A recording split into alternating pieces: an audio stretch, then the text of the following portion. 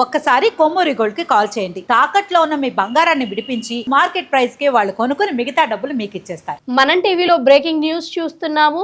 రేపు పొద్దున్నే చెన్నైలోని నెహ్రూ ఇండోర్ స్టేడియంలో 11 గంటల 30 నిమిషాలకి విజయ్ ప్రమాణ స్వీకారం అయితే చేయబోతున్నారు. అయితే ఈ రోజు ఆయన గవర్నర్ తో భేటీ కాబోతున్నారు అన్న సమాచారం అయితే తెలుస్తోంది. ఇక ముఖ్యంగా మంత్రి పదవులకు సంబంధించిన విషయాలన్నీ కూడా ఆయన అక్కడ చర్చించే అవకాశం ఉన్నట్లుగా తెలుస్తోంది.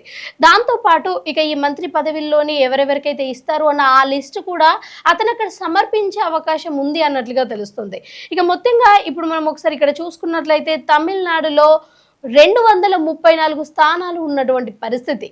తమిళనాడు అసెంబ్లీలో 35 మంత్రి పదవులు including CM and deputy CM కాకుండా ఇంకా 35 మంత్రి పదవులు ఇవ్వడానికి టీవీకేకి ఇవ్వడానికి అయితే అవకాశం ఉన్నట్లుగా తెలుస్తుంది.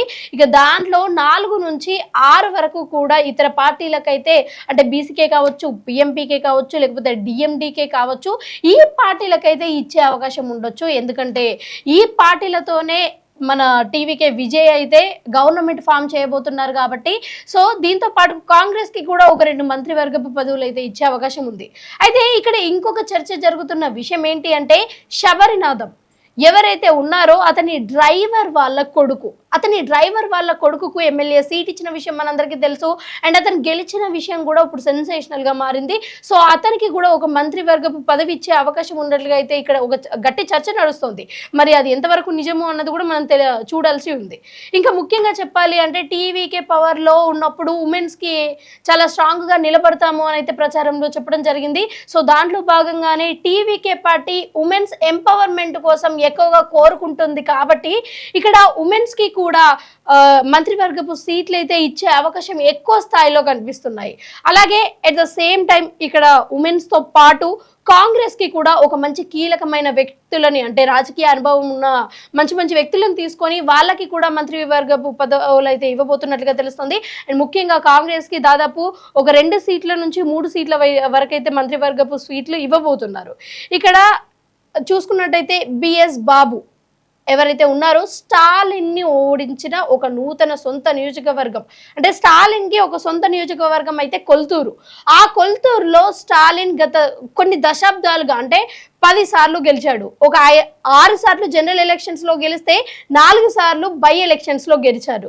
సో కొల్తూరు నియోజకవర్గంలో స్టాలిన్ కి వేరే మాట లేకుండా గెలిచే అతను గత కొన్ని దశాబ్దాలుగా గెలిచే అతన్ని కూడా ఓడించి ఈ రోజు ఈ బాబు ఎవరైతే ఉన్నారో ఇతను గెలవడం జరిగింది. సో అంత పెద్ద ఘనత సాధించిన అతనికి కూడా ఒక మంత్రివర్గపు సీట్ అయితే ఇచ్చే అవకాశం అయితే ఇక్కడ కనిపిస్తుంది. మరి చూడాలి అది ఇచ్చే అవకాశం ఉంటుందా లేదా అన్నది. అంటే అతనికి మంత్రివర్గపు సీట్ కాకుండా డిప్యూటీ సీఎం పదవి ఇచ్చే అవకాశం కనిపిస్తోంది. ఎందుకంటే అంత పెద్దటి ఘనత టీవీకేలో అతను సాధించారు కాబట్టి అసలు చూడాలి మరి డిప్యూటీ సీఎం పదవి బాబుకే ఇస్తుందా లేకపోతే ఇంకెవరినైనా మంచి పర్సన్ తీసుకొని వచ్చి సెలెక్ట్ చేస్తారా అన్నది. అండ్ విజయ్ ప్రమాణ స్వీకారానికి కూడా రేపు ఉదయం వరకు అన్ని రకాల ఏర్పాట్లు అయితే అక్కడ పూర్తయినట్లుగా మనకు తెలుస్తుంది. విజయ్ ఇటు 2 తెలుగు రాష్ట్రాల సీఎం అయిన చంద్రబాబు అండ్ అలాగే ఇక్కడ రేవంత్ రెడ్డిని కూడా ఆహ్వానించినట్టుగా తెలుస్తుంది. అండ్ వీటితో పాటు మాజీ సీఎంలైన కేసీఆర్ ను అలాగే జగన్ ను కూడా ఈ ప్రమాణ స్వీకారానికి అయితే ఆహ్వానం అందించినట్లుగా అయితే ఇక్కడ తెలుస్తుంది. ఇక్కడ మరోవైపు చూసుకున్నట్టయితే రాహుల్ గాంధీ అయితే ఖచ్చితంగా ప్రమాణ స్వీకారానికి వస్తారు. ఎందుకంటే టీవీకే గవర్నమెంట్ ఫామ్ చేసేదే కాంగ్రెస్ హెల్ప్ తీసుకొని. అండ్ రాహుల్ గాంధీని చూసుకున్నట్టయితే రాహుల్ గాంధీ కూడా చాలా రకాలుగా అయితే టీవీకేకి సపోర్ట్ చేయడం జరిగింది. విజయ్కి ఒక అండదండగా నిలిచిన పరిస్థితి అయితే ఇక్కడ నెలకొంది కాబట్టి సో కాంగ్రెస్ తరఫున రాహుల్ గాంధీ కూడా ప్రమాణ స్వీకారానికి ఎట్టి పరిస్థితులలో వస్తారు. అండ్ వాళ్ళ మధ్యలో ఆ బాండ్ కూడా అలాగే ఉంది.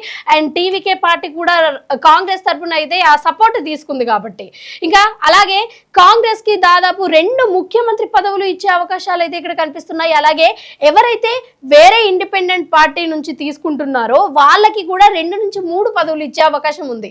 అంటే ఇక్కడ మనం విజయ్ని చూసుకున్నట్టయితే విజయ్ కాంగ్రెస్ దగ్గర నుంచి సపోర్ట్ తీసుకున్నారు గవర్నమెంట్ ఫామ్ చేయడానికి.